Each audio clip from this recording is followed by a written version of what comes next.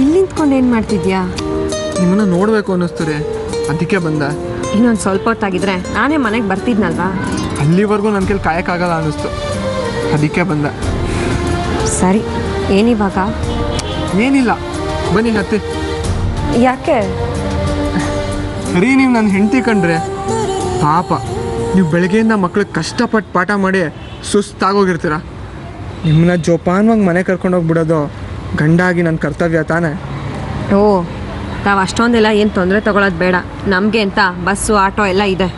ರೀ, ನೀವು ಬೇಕಾದ್ರೆ ಫ್ಲೈಟಲ್ಲಿ ಬೇಕಾದ್ರೂ ಹೋಗ್ಬೋದು ಕಣ್ರೆ, ಆದರೆ ಗಂಡನ ಕೈಲಿ ಪಿಕಪ್ ಮಾಡಿಸ್ಕೊಂಡಿದ್ದು ಖುಷಿ ಸಿಗುತ್ತಾ? ನಿಜ ಹೇಳಿ. ತರಲೆ, ಬನ್ನಿ ಹತ್ತಿ. ಅಯ್ಯೋ ಬನ್ರಿ.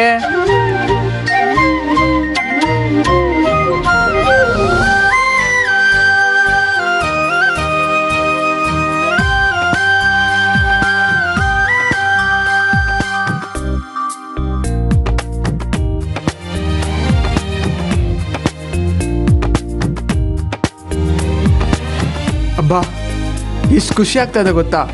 ಯಾಕೆ? ಇಷ್ಟು ವರ್ಷ ಒಬ್ಬೊಬ್ಬನೇ ಏನೇನೋ ಅಂದ್ಕೋತಾ ಇದ್ದೆ, ಆದರೆ ಸಂಸಾರಿ ಆದಮೇಲೆ ಏನೇನೋ ಜವಾಬ್ದಾರಿ ಬರುತ್ತೆ ಅಂತ ಹೆದರ್ಕೊಂಡ್ಬಿಟ್ಟಿದ್ದೆ. ಬಟ್ ನನ್ನ ಹೆಂಡ್ತಿನ ನನ್ನ ಬೈಕಲ್ಲಿ ಕೂರಿಸ್ಕೊಂಡು ಮನೆವರೆಗೂ ಕರ್ಕೊಂಡೋಗೋ ಜವಾಬ್ದಾರಿ ಬರುತ್ತೆ ಅಂತ ತುಂಬ ಖುಷಿ ಆಗ್ತಾ ಇದೆ.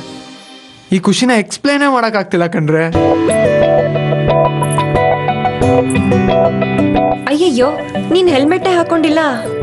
ನಂಗೆ ಅದು ಅಭ್ಯಾಸನೇ ಇಲ್ಲ ಕಣ್ರೆ. ಸಿಕ್ಕಾಕೊಂಡ್ರೆ? ಅಯ್ಯೋ, 100 ರೂಪಾಯಿ ಫೈನ್ ತಾನೆ, ಹೋದ್ರೆ ಹೋಯ್ತು.